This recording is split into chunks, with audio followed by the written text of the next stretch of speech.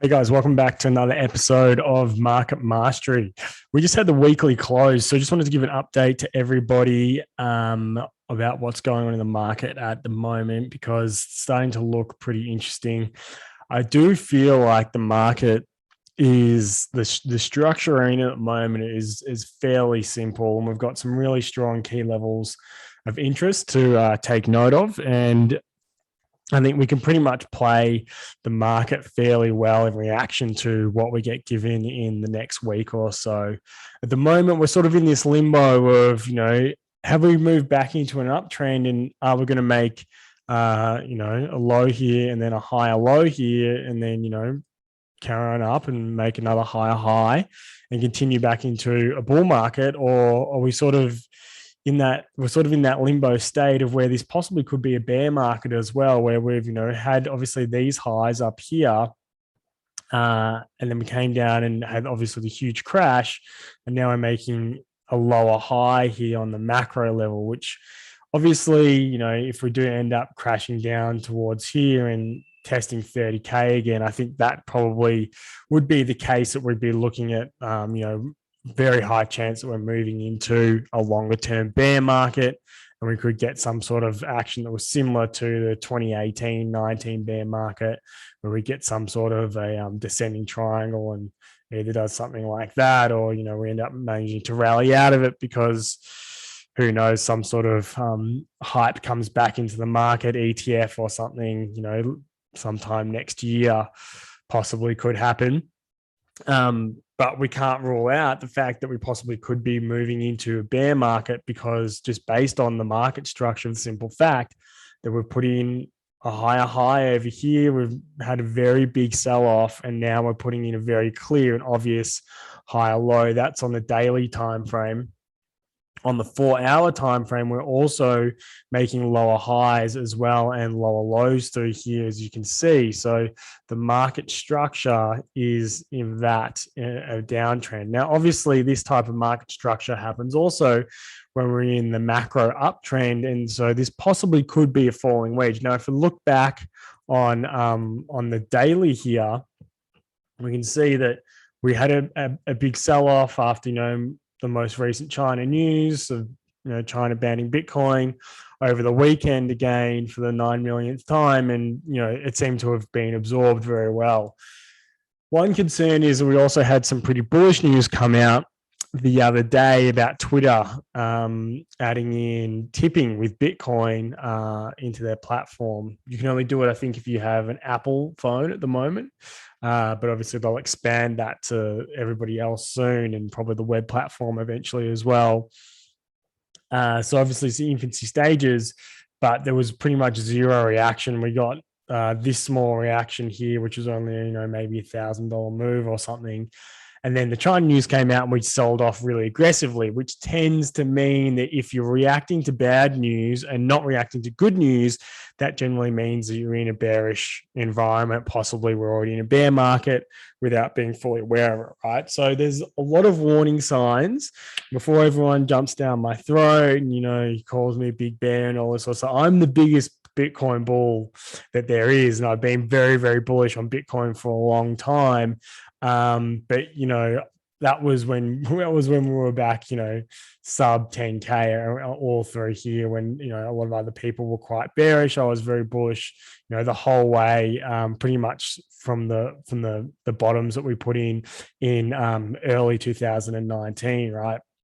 I mean, you can see the structure we're sort of starting to build is similar to this big descending triangle that we had in throughout here through the whole of 2018, right? So that's what we don't want to see happen. We don't want to see this descending triangle get put in, because if I do think there's a very high chance of bear market if we do come down here. So the bullish case here is a little bit more chop sideways, probably for the next couple of days. Through here, and then break out the top of this falling wedge and confirm that upside. I think if we can lock in and confirm this falling wedge and for it to play bullish, that could easily put us back into a bull market. So usually your falling wedges, chop around through here a little bit, and sort of frustrates everybody out before they finally break to the upside. And a lot of times you sort of get that inverse head and shoulders type structure at the bottom, but we won't get that here because obviously with climax down the bottom, with our selling climax down here, but it looks like we're probably in a little bit of an accumulation range here. I would like to see, obviously the bump and run play out as well. So we'll break up through here, come back, flip this 44K, 45K order block, and then push on and then break out through above 50K, and then we're off. That's what I think will happen if the market is bullish and can maintain this bullish momentum to the upside. And obviously, if we're bearish, we're going to roll over and we're going to fail here. So I think, we're going to get a lot of information on how this structure here plays out, as to how strong the market currently is, and if we should be staying risk off or if we should be adding risk on. So for me, the main thing that I'm watching for is a break of this order block through here, which is basically 44 to 45K. If we can get above that, so it's chop sideways here, if we can get above this 44, 45K area, I think which is basically this top through here, I think we will return back into an uptrend on the 4-hour time frame. Sorry, this is the 1 hour on the 4-hour lower time frames. And that'll be a really strong sign for bullish momentum to come back into the market. And if we do get this breakout through here, all the altcoins are absolutely going to launch. Things like Serum, which are looking pretty ugly at the moment after breaking this long-term trend line through here, bearish retesting and now selling off, right? And those can flip very quickly. Things like FTT, also could be in a falling wedge as well. So pretty much everything just follows Bitcoin at the moment, right?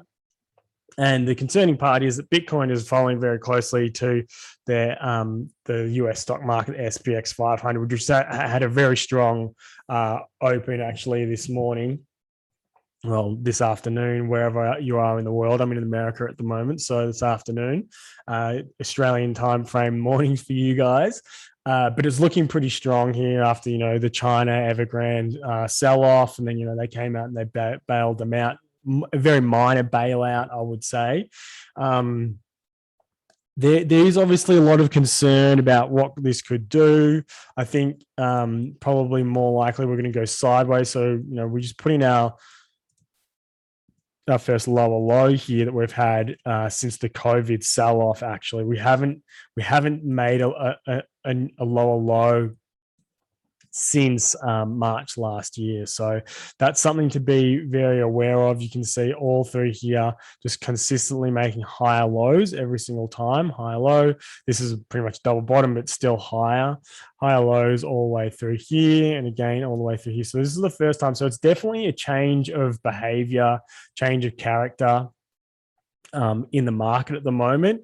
And that's probably an indication that we're going to have some sideways action for a little bit longer, right? And then we'll probably take off again. Who knows? I mean, I'm just drawing that out. It might not be for the rest of the year. Usually Q4 is quite strong, so I wouldn't be surprised if the market ends up pumping into the end of the year, just based on the fact of the psychology of the end of the year. And, we do usually have that sell-off in September. So wouldn't be surprised. We've got a little bit of sideways action and then end up pumping November and December pretty hard. Obviously, there is the big issue hanging over everybody's head at the moment with Evergrande and the whole issue with China and the property market. There's a lot of rumors coming out of China at the moment. I've got a lot of friends that do business with China to America or to Australia, manufacturing in China and stuff like that. And, the news coming out there isn't good. It does sort of sound like the country is setting up possibly for something very bad, possibly a war. There's a lot of rumors going around. I mean, a lot of rumors. I mean, they've stated that they want to take Taiwan.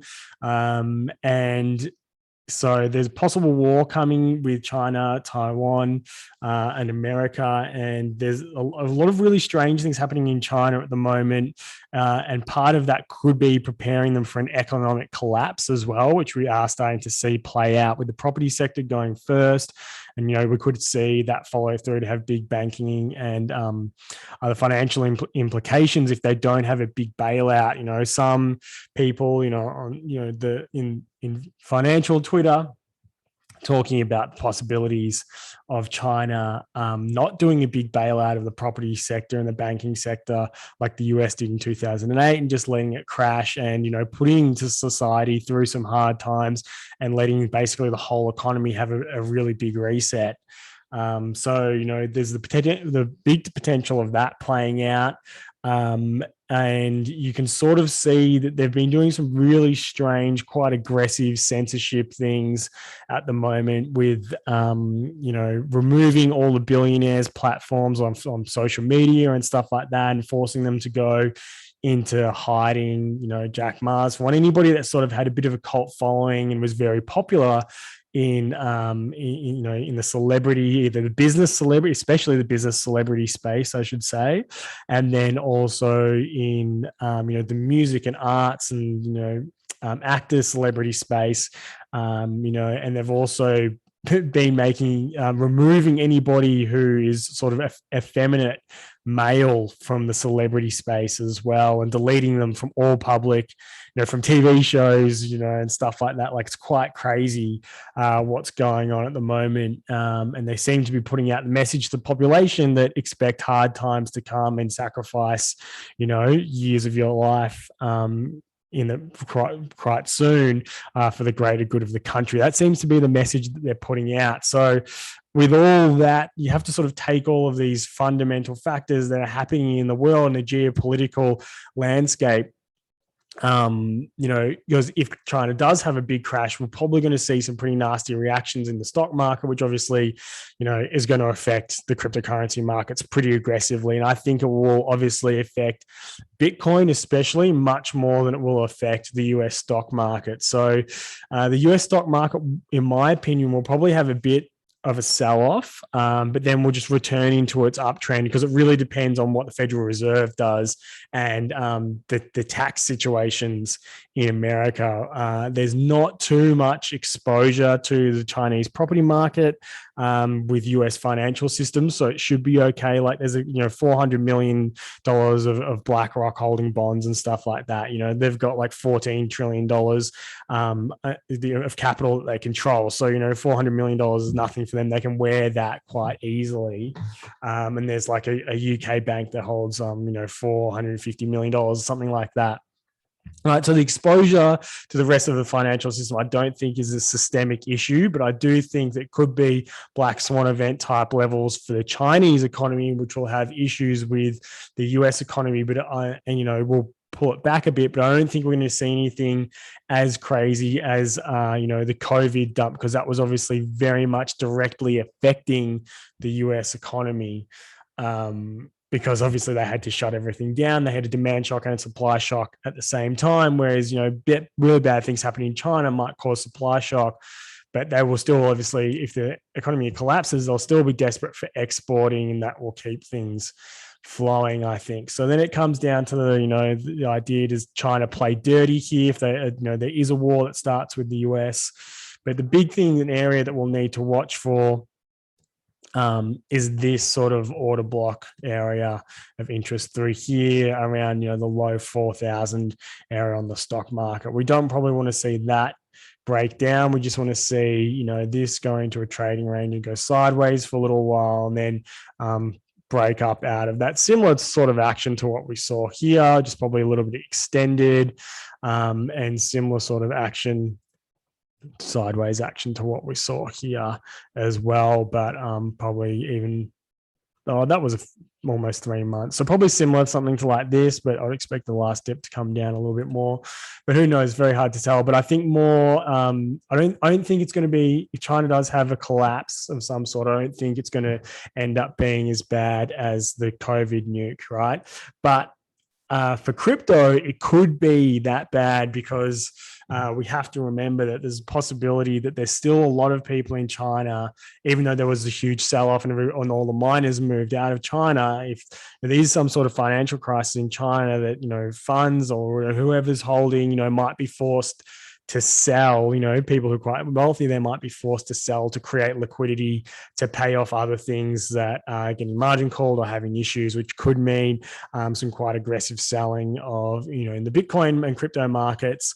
And whales could also catch on to the fact that this might happen as well and just force the market down so they can buy again cheaper, because their time horizon is a lot longer. They're playing 10 years, 20 years, whereas most of us are playing like week to week, month to month type time frames, right? So for me, at the moment, it's a very tricky time in the market, but I also think it's quite simple as well, right? We've got some really nice market structure at the moment. If we get back above 45K, I want to be back on risk on. I want to be back into altcoins. I want to be back into Bitcoin. I think that's sort of the key level that I'm watching for. If we fake out that level and then come back, I want to be out of the market again straight away. I don't want to be catching this dump, because I think if we pop up here and we take out 45K and reject from like 46 or 47 or something, then roll back over and get back under 44, I think it's going to dump off pretty aggressively, probably back down to 30. So that'd be me wanting to be out of the market. So I think as complicated as the market is at the moment, it actually can be very simple if we sort of just relax a little bit, take a bird's eye view of the market and just look at the key levels and think about, okay, if this happens, I want to be risk on and I want to be in the market. And if this happens, I probably just want to stay in USD or get out of any positions that I'm in and just, wait for the dust to settle and then look for another entry, sort of like what we did when, we entered pretty heavily down here. And then when also the market broke back above this level, confirming the second longest spring, right? So that's pretty much it for me on Bitcoin and the stock market. It's looking pretty good here, but crypto isn't really bouncing back just yet, though it has been trailing. So, if we go back up or we make new all-time highs on the stock market, we probably expect Bitcoin to start pushing up. But, obviously we need to watch, Twitter and the news cycle. Zero Hedge is a good one, and Kyle Bass are pretty good people to follow for quite fast China updates. So, in just general news, Zero Hedge on Twitter, he pumps out the news very quickly about China. Kyle Bass has a little bit more commentary. He's a hedge fund manager, and he's all over Hong Kong and China. Has some quite valuable information. He features sometimes on Real Vision with Raoul Pal, and he's got a couple of quite good videos on there about I haven't seen any on this current situation, but about China, its house of cards economy over the last few years. Got some really great information. He actually did a really good interview. You can check it out with one of China's richest men. I've forgotten his name. And the Chinese government's still trying to hunt this down. He's exiled somewhere in America. They actually had to film it in a hangar somewhere in the US, so that they couldn't work out where he was by watching the video. But there was some really, really good information. I think that was filmed in like 2017 or 2018. There's some great information in there about the Chinese economy if you want to learn more about it, how it's structured. And it could help give you a little bit more insight into what's actually going on right now. And the whole craziness of their economy. Other things I just wanted to quickly chat about is the DXY. We are sort of making a lower high here at the moment, possibly just going to keep going sideways. Want to watch this level at 91.7, because if we do break below that, that could end up meaning more extended downside. But I'm not focusing too much on the DXY at the moment, to be honest. It's just sort of sideways. It does get up back above this long-term trend line, which would probably be a break above like 94, 95 by that point. It could go all the way back up to 102. So I need to watch out for that, because that could put a bit of selling pressure on the rest of the markets. But that's pretty much it for that at the moment. Nothing to get too concerned about. And then the last thing I wanted to quickly look at was Bitcoin dominance, right? So bouncing off a really key level, it's sort of trying to put in, a double bottom type action here on the daily. But it does look like it either wants to bounce here and push back up, towards that 50 sort of level, or, it's possibly in another rising wedge here, which will then eventually roll over. And I think that will probably happen if, Bitcoin does break out and push to the upside. I think all altcoins will rally really hard again and, capture a lot more of that dominance, and we'll probably get that rising wedge sell-off. So sort of watch out for that because, dominance has been a really good thing to watch for altcoin trades. Like back here, when we broke this rising wedge, we spoke about that a fair bit on Discord, in the Facebook groups. When that broke down, altcoins just absolutely started mooning. We got a lot of good trades on Solana and FTT and stuff like that while that was all going on. Ethereum also had a nice push as well. And even though altcoins have had such a massive pullback, Bitcoin still really hasn't given up that much dominance, hasn't gained that much dominance back from them. So let's see what happens in the next couple of weeks, but probably just a little bit more chop sideways and then to the downside if we do play out bullish. If we play out bearish and go into a bear market, dominance will probably go back up. That seems to be the tendency because obviously altcoins are a bit more high risk, so people sell out of them and get back to Bitcoin, which is a little bit more safer, as well as selling their Bitcoin. So everything goes down, but dominance goes up. So yeah, that's pretty much it at the moment. Ethereum's looking really nice here as well for this falling wedge to play out. So if I wanted to take that trade, the entry would be here and stop loss below there. It's a pretty wide stop at 15%, but you're taking a daily entry. So, you'd be looking for Fibonacci levels up here. So it ends up being not too bad. So like 4.35 or, at least back to all-time highs. Right, the falling wedge first take profit is here. So, 1-to-1 and 1-to-2. And then, you'd probably be looking for higher highs. To be honest, I don't think it would stop at all-time high. I think it would keep going if we do return to a bullish market. You can always try and get in a little bit closer and snipe it on the lower time frames, but watch out. There's obviously a lot of resistance through here. This easily can have another sell-off before it ends up breaking out of the falling wedge. So that's pretty much it. Bitcoin's obviously exactly the same situation. We might not get another chance to buy. This is almost pretty much triple bottom here. We might not have another chance to buy down the bottom, especially if we play out quite bullish today. But what I want to see is a candle that looks like this, right? On the daily time frame, something that looks like this is what I want to see. A really nice solid close, breakout of this downtrend through here, and a close above this high and above 45K, right? And then the next step from there, if we do break out, right, would be break up, and we want to get above this level, probably pull back a little bit into this key level through here, which is also obviously daily P block, order block, and it's also the 0.618 Fibonacci level as well. So, right, flip that, all of these key levels of support and resistance back into support, and then push from there. Right. So that's pretty much it. That's my market map and my trading plan at the moment for the next couple of weeks. So that's what I want to see. I do not want to see a roll over here, come back up, bearish retest of that, because I think we'd end up doing something like that. Either one of those from there. And it'd be quite ugly, I think. And it'd just be a nasty Q4 washout. So yeah, let's see what ends up playing out. I just still a little bit concerned at the moment with everything that's happening in China. But if we get above this 45K, I'm going to be back all in on the market. That's for sure. All right, guys, thanks a lot for tuning in. Just make sure you're running stop losses and proper risk management over the next couple of weeks until we do confirm bull market. And then, you can sort of go DGen again after that, in my opinion.